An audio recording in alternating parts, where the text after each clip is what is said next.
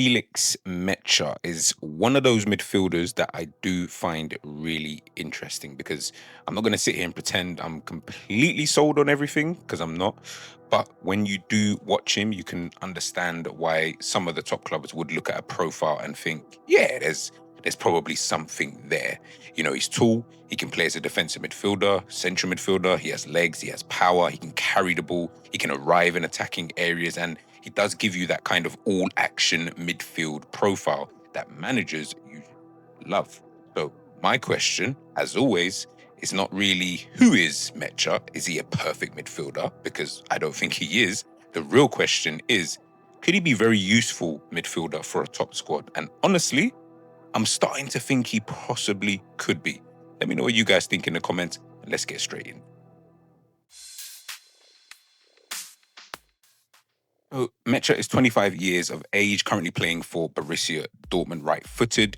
If you guys remember, he came through the Manchester City Academy, then moved on to Wolfsburg, and now, of course, currently at Dortmund.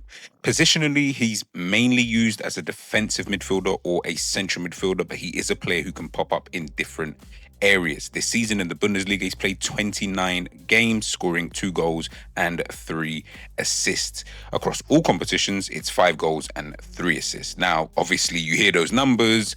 I know everybody is so on point when it comes to statistics and, you know, numbers and GA and all these kind of different things. But when it comes to Mecha, this isn't about the output for me anyway. It's about the profile. He is tall, athletic, technically secure and comfortable playing in different midfield zones. He's not just a pure destroyer. He is not just a safe passer. He's not just a box crasher. He's a little bit of everything. And that is what makes him very, very useful for most teams.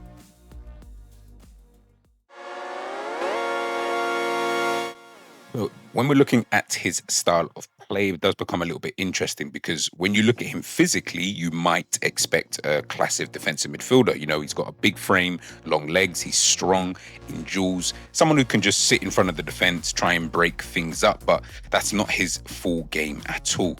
Mecha is more of an all-action midfielder, as I mentioned. He can sit deeper, of course, but he also wants to move. He wants to carry the ball. He wants to step through the midfield. He wants to break lines, and that for me is one of his biggest strengths. His progressive carrying numbers are strong, and that matches the eye test. When he receives under pressure, he does not always panic and play backwards. He can use his body to shield the ball. He can take one touch away from pressure, then suddenly he's driving into space. And because he is quite tall, once he does get moving, he is difficult to stop.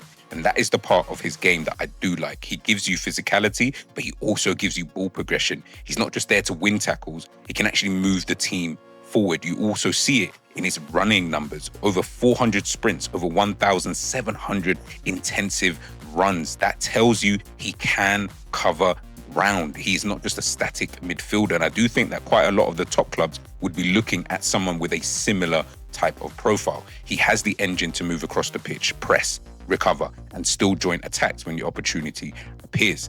And that is why the all-action midfielder label fits him, in my personal opinion, because he's involved in a bit of everything. Defensive work, ball carrying, late runs, forward passing, duels, transitions. Now, technically, I think he's better than some people realize. He's not as flashy like a pure number 10, but he is clean. He can receive it in tight areas. He can pass through the lines. He can link with more creative players. And when Dortmund needs someone to help connect midfield to attack, he can do that. His key pass numbers are decent for a deeper midfielder, and Total Football Analysis has previously highlighted his final third passing and ability to create chances. But this is also where we have to be a little bit balanced, because Mecha is not some elite player in every single phase. He's not a Rodri style controller. He's not someone who can completely dictate the rhythm of a game for 90 minutes. He's also not an elite chance creator. And for a player who gets into good shooting positions, I feel that his finishing could be a little bit better. This season, he's had 33 shots in the Bundesliga, scored twice, and had a shot accuracy of around 21%. I mean, that's a little bit of a frustration there, if I'm being honest. The box arrivals are good, the positions can be good, but the final action is not always clean enough. And that is probably why I'm slightly a little bit unsure about him, because the tools are obvious: the frame, the power, the carrying, the midfield coverage, the technical security, but sometimes you still want that little bit of extra authority, that extra bit of control, that extra bit of final third quality. And for me, that is the difference between being a useful top-level midfielder and being a truly elite one. But here's the thing. For most top squads, he doesn't need to be the superstar. He could just be the connector, the rotation option, the physical midfielder, the player who gives you legs in midfield when games become stretched. And for me, that is valuable because modern football is full of chaos, transitions, second balls, counter-pressing, midfield duels, and Nmecha, for me, has the profile to at least survive in that chaos.